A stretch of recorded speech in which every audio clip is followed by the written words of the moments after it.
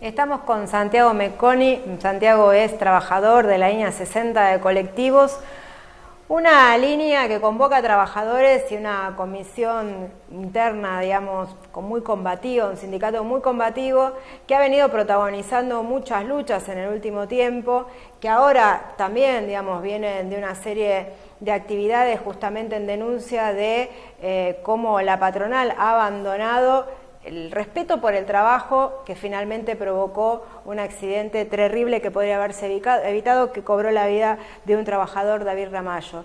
Pero además, Santiago también escribió un libro sobre justamente la gesta de la lucha en esta línea de colectivos, que es este libro que está acá, Sesentazo, Crónicas de un Lockout. Así que realmente también dentro de todo esto y lo que significa la pelea cotidiana es una alegría poder presentar el libro de un compañero y de un trabajador. ¿Cómo estás, Santiago? Muy bien, buenas noches. ¿Cómo está la cosa en la línea 60 ahora con toda esta cuestión de la muerte de Ramallo? ¿Cómo lo vienen encarando? Y la cosa viene mal, la verdad, porque a principios de septiembre la empresa nos mueve una cabecera nueva que nosotros denunciamos desde el primer momento y no tomaron ninguna de todas las denuncias que nosotros hicimos, fueron tomadas. Esta es la cabecera de Barracas, ¿no? La de nueva Constitución a Barracas. Exacta, la misma que el presidente Marcelo Paciuto decía que era una cabecera modelo. Nosotros decíamos que era una cabecera bomba de tiempo. Y la semana nos dio la razón porque al cabo de 10 días fallece nuestro compañero David Ramallo cuando se cae uno de los elevadores que justamente veníamos denunciando. Entonces, después de eso, tuvimos una semana que la empresa se volvió a borrar, salió a decir en todos los medios que estábamos haciendo un lockout, que se habían puesto a disposición de la familia, cosa que tampoco fue así, y ahora nos queda el pedido de justicia. Armamos una comisión junto a los compañeros y familiares, ahora también, el mismo día que fallece David Ramallo, fallecen 3 trabajadores en la Ciudad de Buenos Aires, el compañero del INTA y un albañil en Villa Crespo también. Entonces, junto a esos familiares, junto a los compañeros del INTA, encaramos una comisión de justicia para establecer el 11 de septiembre como el Día del Trabajador, el Día de los Riesgos en el Trabajo, para que no vuelvan a suceder muertes predecibles como la de nuestro compañero. El día que habíamos ido a cubrir, que ustedes habían hecho la conferencia ahí en la cabecera de Barracas, justamente también era el día que estaban haciendo la inspección de la Comisión Nacional de Transporte. ¿Qué resultados arrojó esa inspección? Porque en ese momento también muchas de las unidades que estaban en la cabecera fueron señaladas como que tenían que salir de circulación por el estado en el que estaban. ¿En qué situación quedó esa inspección? ¿Qué respuestas tuvo, digamos, la patronal, la empresa?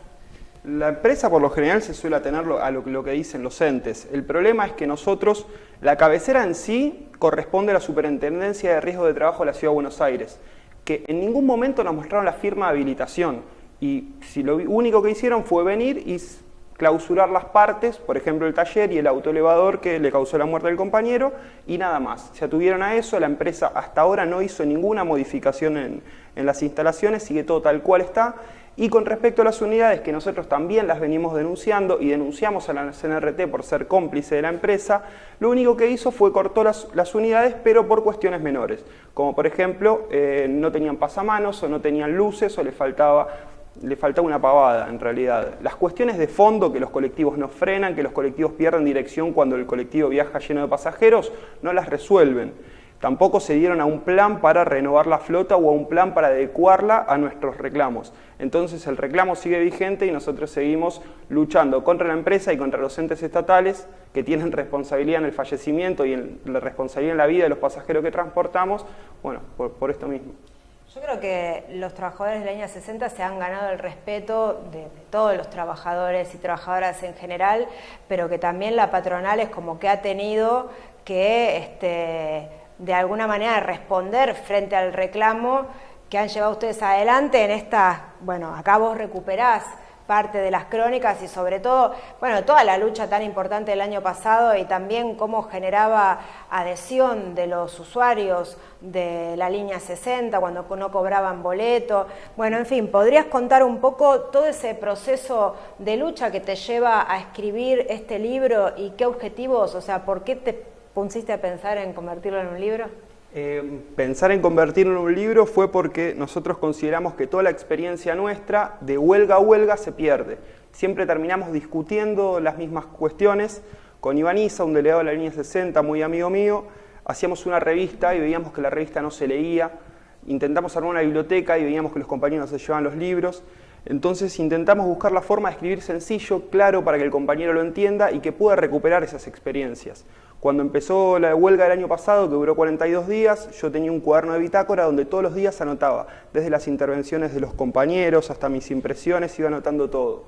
Y cuando terminó la lucha, que triunfó, reincorporamos a los 54 despedidos, me encontré con un material muy grande y empecé a hablar con Iván, con varios compañeros más, de hacerlo libro. Y bueno, un año trabajando, mientras estudiaba y trabajaba, el libro está listo y la idea es que lo retomen los compañeros. Las devoluciones fueron muy buenas porque, por ejemplo, la devolución más linda que tuve es el primer libro que leo en mi vida. Y me eligieron varios. Y después de ese libro venían compañeros y me decían, ¿y ahora qué puedo leer? Y así repartimos Operación Masacre de Walsh, ¿Quién mató a Rosendo? Y los compañeros empezaron a leer y se generó una dinámica de ida y vuelta con eso que la verdad es excelente. Muy lindo. Sí, justamente te iba a preguntar eso, por las repercusiones que había tenido el libro entre los compañeros, las devoluciones. Las repercusiones, por suerte, fueron muy buenas porque cuando empecé a escribirlo está escrito en la primera persona pero el plural. Yo no quise poner mi primera persona, empecé a ver que era mi mirada sobre cada hecho que fuimos haciendo. Entonces empecé a entrevistar a los compañeros y a pedirles que ellos mismos me cuenten. Y el libro se llenó de citas. Entonces, si bien está escrito desde mi mirada, contiene la mirada de cada uno de los trabajadores que fueron protagonizando la lucha esta. Y se sienten reconocidos en el libro. Siempre hay algo que decimos, que ninguna lucha empieza de cero y que siempre hay que partir de la experiencia acumulada. Esta sería, digamos, la experiencia acumulada convertida en libro. ¿Vos creés que está, recién decías, bueno, muchos trabajadores que se acercaron a decir es el primer libro que leo y después tiraste enseguida 2 libros, investigaciones de Walsh, sobre el mundo del trabajo, en definitiva, sobre todo quién mató a Rosendo. Y en este sentido, digamos, ¿qué te pasó a vos también al sistematizar esa experiencia? ¿Pudiste ver todo ese proceso de lucha y la manera de organizarse sindicalmente desde otra óptica? ¿Te ayudó a pensarlo de una manera distinta o constataste cosas que venías pensando? Sí, no. A la luz que iba escribiendo el libro me fui dando cuenta de cosas que quizás en el momento, o sea, en esta lucha de 42 días, hacía muchos días que no dormíamos, era como un trajín bastante loco. Cuando terminó, empecé a reescribirlo, empecé a ver la misma lucha que habíamos vivido, pero desde la vereda de afuera. Estaba enfrente mirando lo que había pasado. Y eso me ayudó a sacar conclusiones, me ayudó a entender algunas cuestiones, no solamente sindicales y las propias de la organización, que son las que más saldadas tenemos, sino también las personales. Porque la idea del libro en parte también es demostrar que los que salimos a luchar, nos organizamos en una agrupación y salimos a dar la pelea por nuestros derechos, somos seres humanos que vamos a nuestras casas, tenemos familias, hijos, y el libro intenta reflejar eso también. Entonces es como la vivencia sindical con sus lecciones, que es muy importante, y por otro lado, cómo va cambiando la persona y cómo va tomando conciencia, cómo se transforma ese ser humano de llegar a la casa y ver la tele a no llegar a la casa, ir a una reunión, volver a las 3 de la mañana, el otro día levantarse a las 5 y ir a trabajar de vuelta. A mí siempre lo que me llamó la atención es que siendo un conjunto de laburantes tan combativo, que muchas veces desde primero desde el tratamiento mediático que los estereotipaba todo el tiempo, y también desde una tradición política muy de derecha que tiende a leer en la combatividad, bueno, son muy duros, se quedan extraviados, se aíslan, no tiene relación con nadie, digamos. Sin embargo, lo que podemos ver con la 60 es que eso se rompió, digamos, muy rápidamente y que generaron un nivel de adhesión y solidaridad de organizaciones políticas muy diferentes entre sí, pero sobre todo la relación con la gente que se sube al colectivo para ir a trabajar. ¿Cómo valoraron ustedes esa solidaridad y qué tipo de relaciones fueron estableciendo a partir de ahí? Nosotros lo que nos dimos cuenta cuando comienza la lucha es que iba a ser una lucha larga y vimos inmediatamente, lo detectamos, que la empresa había establecido un frente junto con la burocracia de la UTA, junto con el Estado, junto con el Ministerio de Transporte, que nos venían a hacer pelota, y nosotros también teníamos que darnos un frente. Y nos rodeamos de la solidaridad de las organizaciones políticas, de las estudiantiles y sobre todo el público usuario, que son trabajadores y que viajan con nosotros. Nuestra medida de fuerza no fue el paro, sino que fue el no cobro de boleto, y eso causó muy buena relación para con el pasajero, que se solidarizó con nosotros. Hacíamos asamblea arriba de los colectivos, pasamos el fondo de huelga y llegamos a generar una comisión de usuarios, que es algo raro en el transporte y que nos sirvió a nosotros para ganarnos a la opinión pública y para tener a ese pasajero aliado con nosotros. Súper interesante. Muy bueno, Sí. vamos a leer el libro porque Sí. está re interesante, le Me va a encantar. encantás y promete. Cambiando así un poco de tema y sacándote del tema del libro, hace unos días ya en realidad hay todavía un problema de transporte con la línea este de La Plata. Justamente vos mencionabas el papel de la UTA, bueno, acá la UTA otra vez aparece. ¿Por qué no contás un poco qué es lo que está pasando? Hoy o ayer se levantó el paro. No Sí, sigue. Nosotros armamos nuestra propia comisión de prensa en la 60 justamente por esto, porque salen a dar versiones cruzadas. Bien. Los compañeros de la línea este y 520 de La Plata entraron en una lucha por despidos, 17 despidos. Comienza la lucha cuando piden elecciones al sindicato a presentarse a delegados. Todas las líneas estas de La Plata son propiedades de un señor que se llama Corbelli, Osmar Corbelli. Este señor en sus líneas no tenía delegados. O sea, hacía 20 años que los choferes eran parte de la UTA, pero no podían elegir a sus delegados. Fueron a pedir la apertura de las elecciones y despidieron a 6.